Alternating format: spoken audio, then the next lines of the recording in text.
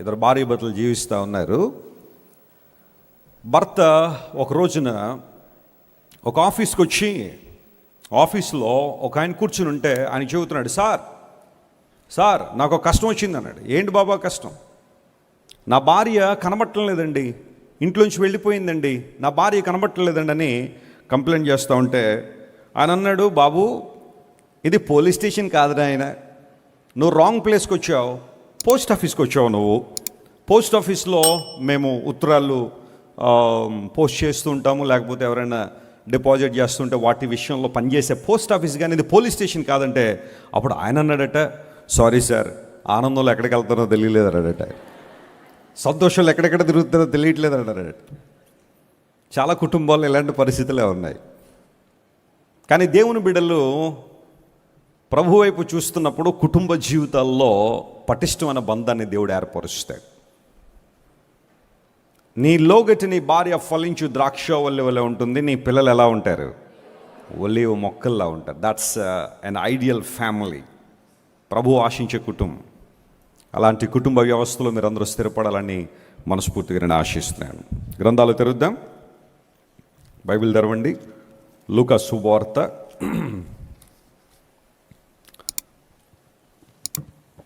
లూకా సువార్త 5వ అధ్యాయం 27వ వచనం నుండి 32వ వచనం వరకు అందరం కలిసి చదువుదాం. అందరూ చదివేది ఎలా ఉండాలంటే ఒక్కరే చదువుతున్నారా అన్నట్టుగా ఉండాలి, అంత స్పష్టంగా చక్కగా అందరూ చదువుదాం. మీ దగ్గర ఏ బైబిల్ ఉంటే ఆ బైబిల్లో, ఇంగ్లీష్ అయితే ఇంగ్లీషు, తమిళ్ అయితే తమిళ్, కన్నడ అయితే కన్నడ, మలయాళం అయితే మళ్ళీ ఏ బైబిల్ ఉన్నా పర్లేదు, ఆ వచనాలు మాత్రం అందరితో కలిసి చదివేద్దాం. Alright, look Chapter 5, starting from verse 27. అటు పిమ్మట ఆయన బయలుదేరి లేవి అను ఒక సుంకరి సుంకపు మెట్టు దగ్గర కూర్చుండి ఉండడు చూచి నన్ను వెంబడించుమని అతనితో చెప్పగా అతడు సమస్తమును విడిచిపెట్టి లేచి ఆయనను వెంబడించాను. ఆ లేవి తన ఇంట ఆయనకు గొప్ప విందు చేశాను. సుంకరులను ఇతరులు అనేకులను వారితో కూడా భోజనముకు కూర్చుండిరి. పరిసయ్యులను వారి శాస్త్రులను ఇది చూచి సుంకరులతోనూ పాపులతోనూ మీరేల తిని త్రాగుచున్నారని ఆయన శిష్యుల మీద సణిగిరి. అందుకు యేసు, రోగులకే గాని ఆరోగ్యము గలవారికి వైద్యుడు అక్కరలేదు, మారు మనసు పొందుటకై నేను పాపులను పిలవవచ్చితిని గాని నీతిమంతులను పిలువరాలేదని వారితో చెప్పెను. దేవుడి పరిశుద్ధ వాక్య భాగాన్ని దీవించునుగాక. ఆమేన్. బైబిల్ గ్రంథాన్ని మనం చదివే విధానాలు చాలా ఉన్నాయి. అందులో కాంటెక్స్ట్ వైజ్ బైబిల్ మనం చదివినప్పుడు ఒక ప్యాసేజ్ని మనం తీసుకుని దానిలో దాగి ఉన్న ఆధ్యాత్మిక సంపదను మనం ఆలోచన చేయొచ్చు లేదా గ్రహించవచ్చు. లూకా గారు ఒక వైద్యుడు, ఒక ఫిజిషియన్, ఒక డాక్టర్ గారు. ఆయన బైబిల్ గ్రంథంలో 2 పుస్తకాలు రాశాడు. చెప్పగలరా ఏం పుస్తకాలు రాశారు లూకా గారు? ఒకటి లూకా శుభవార్త, రెండవది అపోస్తుల కార్యముల గ్రంథం. 2 లూకా గారు రాసినవే. ఒక చరిత్రకారుడు ఏమంటాడంటే ప్రపంచంలో అత్యుత్తమైన చరిత్రకారుడు అనే అవార్డు ఎవరికైనా ఇవ్వాలంటే మనం లూకా గారికి ఇవ్వాలి అంటాడు. Luke is the first rank historian in the world అని ఒక ప్రముఖ చరిత్రకారుడు ఆయన ఒప్పుకుంటాడు. అతని పేరు William Ramsay. Luke is the first rank and highly esteemed historian in the world. కారణం ఏంటంటే లూకా గారు రాసిన 2 పుస్తకాల్లో కూడా చారిత్రక అంశాలు చాలా ఉన్నాయి. ఉన్నదన్నట్టుగా పరిష్కరించి, తర్కించి, ఆలోచన చేసి, కేర్ఫుల్ ఇన్వెస్టిగేషన్ చేసి మాటలన్నీ కూడా రాసుకుంటూ వచ్చారు.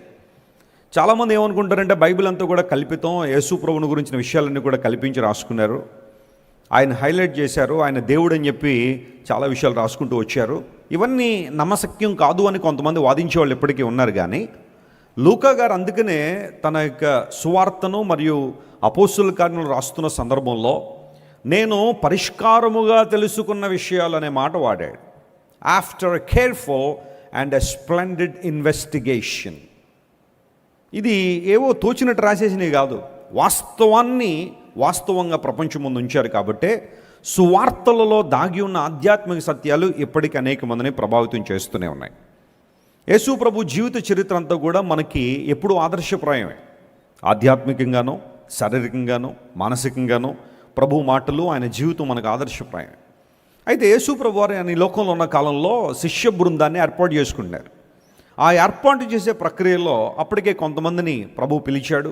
వారు తమను తాము సమర్పించుకుని ప్రభువును వెంబడిస్తున్నారు.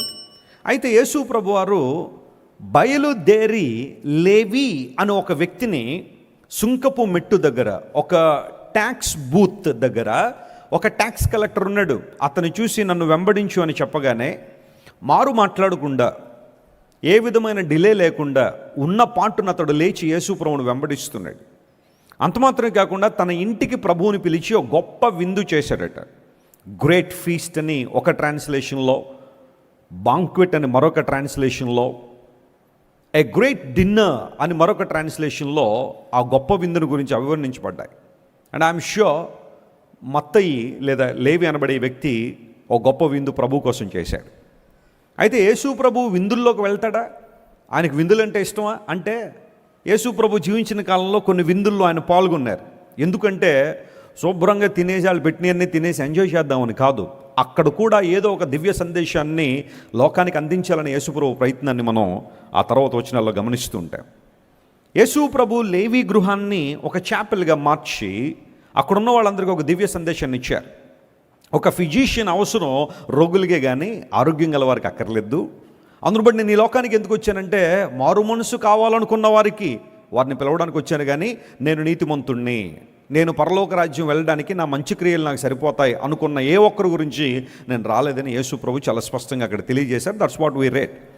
అయితే ఈరోజు ఈ ప్యాసేజ్లో దాగి ఉన్న కొన్ని ఆధ్యాత్మిక సత్యాలు, పరిశుద్ధాత్మ దేవుడు నాకు నేర్పించిన విషయాలు మీతో మాట్లాడటం చాలా జాగ్రత్తగా గమనించండి. ఒక మాట నాతో చెప్పండి, ఆయన బయలుదేరి అనే మాట చెప్పండి ఒకసారి. అక్కడ రాయబడింది అటు పిమ్మట ఆయన బయలుదేరి అనే మాట. ఎటు పిమ్మట అని ఆలోచన చేస్తే, యేసుక్రీస్తు ప్రభువుకి తన గమ్యం దిశగా సాగిపోవడం ఇష్టం. ఆయన గమ్యం దిశగా సాగిపోవడం దేవునికి ఇష్టం. బైబిల్ అందులో మీరు ఎక్కడ నుంచి ఉండి మనం ఆగిపోవాలని దేవుడు ఇష్టపడలేదు. ఎప్పుడు మనం ఏమవ్వాలని కోరుకున్నాడు? ఆయన సాగిపోవాలని ఆశించాడు. దానికి యేసు ప్రభు ఇచ్చిన గొప్ప మాదిరి ఎంత గొప్పది అంటే, అటు పిమ్మట ఆయన బయలుదేరి. ఆ మాట దగ్గర కొంతసేపు నేను ఆగిపోయాను. యేసు ప్రభు బయలుదేరడంలో ఆయన ఉద్దేశం ఏంటి? ఆయన ఎందుకు వెళ్తున్నాడు? ఎందుకు ఆయన ప్రయాణం చేస్తున్నాడు?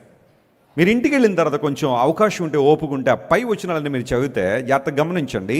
పక్షవాతంతో బాధపడుతున్న వ్యక్తిని యేసు ప్రభు దగ్గర తీసుకొచ్చారు. యేసు ప్రభు దగ్గర తీసుకురాగానే ఆయన పక్షవాతంతో బాధపడుతున్న వ్యక్తిని చూసి అన్నారు, నీ పాపములు క్షమించబడ్డాయి అన్నాడు. Your sins are forgiven my son. ఆ మాట చెప్పగానే అక్కడ శాస్త్రులు, పరిసయ్యులు, యేసు ప్రభు ఈ లోకంలో ఉన్నప్పుడు ఎంతమంది ఆయన చుట్టూ ఉన్నారో లేదో కానీ వీళ్ళు మాత్రం ఎక్కువగా ఆయన చుట్టూ ఉండేవారు. ఎందుకోసం అంటే, they were searching for every possible opportunity to criticize Jesus, to humiliate Jesus, to mock at Jesus, to ridicule him. యేసు ప్రభుని హీనపరచడానికి, ఆయనను ఇబ్బంది పెట్టడానికి, ఆయన మీద నేరాలు మోపడానికి, ఆయన విమర్శించడానికి ఈ శాస్త్రులు, పరిసయ్యుల గుంపు యేసు ప్రభు చుట్టూ ఎప్పుడూ ఉండేవారు. వాళ్ళందరూ లోపల అనుకుంటున్నారు, పాపాలు క్షమించే అధికారం దేవునికే కదా ఉంటుంది, మరి ఈయన ఎవరో పాపాలు క్షమించాను అంటున్నాడు ఈయన. Who is he telling that person your sins are forgiven? Only God can tell it, only God can say it. దేవుడు ఒక్కడే కదా చెప్పగలడు. మరి ఈయన ఎవరు అధికారం ఇచ్చారని వారు అనుకుంటా ఉంటే, అనుకోవడం మాత్రమే కాదు, వారు అనుకుంటున్నారు యేసు ప్రభు దేవదూషణ చేస్తున్నాడు, హీఈస్ ఏ బ్లాస్ఫీమర్ అని వాళ్ళందరూ అనుకుంటున్నారట. అప్పుడు యేసు ప్రభు వారి తలంపులు నెరిగి, బాబు 2 ఆప్షన్లు మన ముందున్నాయి. ఒకటి, నీ పాపాలు క్షమించబడ్డాయని చెప్పడం సులభమా, నీ పరుపెత్తుకుని లేచి వెళ్ళు అని చెప్పడం సులభమా? ఈ రెండిట్లో ఏది సులభం అని యేసు ప్రభు అడిగారు. ఏది సులభం కాదు, మనుషులను మనకి ఏది సాధ్యం కాదు. నీ పరుపెత్తుకున్నాడు అంటే ఎవడు నడుస్తాడు? బహిరంగంగా నేను చేసే అద్భుతాల కోసం మీరు చూస్తున్నారు, కానీ ఆంతర్యంగా నేను చేసే అద్భుతాల గురించి మీరు ఫోకస్ చేయట్లేదు. నీ పరుపెత్తుకుని నడువని నేను చెబితే అతను కనుక నడిస్తే నా మాటలో అంత శక్తి ఉందని మీరు గుర్తించినప్పుడు, నీ పాపాలు క్షమించబడ్డాయని నేను చెప్పినప్పుడు మీరు ఎందుకు నమ్మట్లేదు?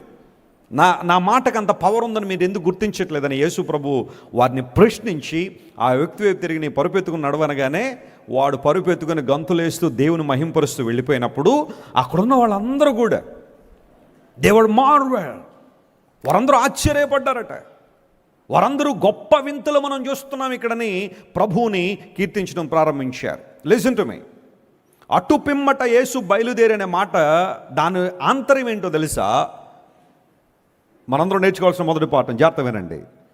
యేసు ప్రభు పయనాన్ని పొగడ్తలు ఆపలేదు, నిందలు కూడా ఆపలేదు. దేవుని నామమున స్తోత్రం కలుగును గాక. That's the first lesson we have to learn. అటు పిమ్మట ఆయన బయలుదేరి ఆ పై వచనాల్లో యేసు ప్రభు మీద నిందలు వేసిన అనుభవాన్ని మనం చూస్తున్నాం. ఆయన యొక్క కెపాసిటీని తక్కువ చేసి మాట్లాడారు.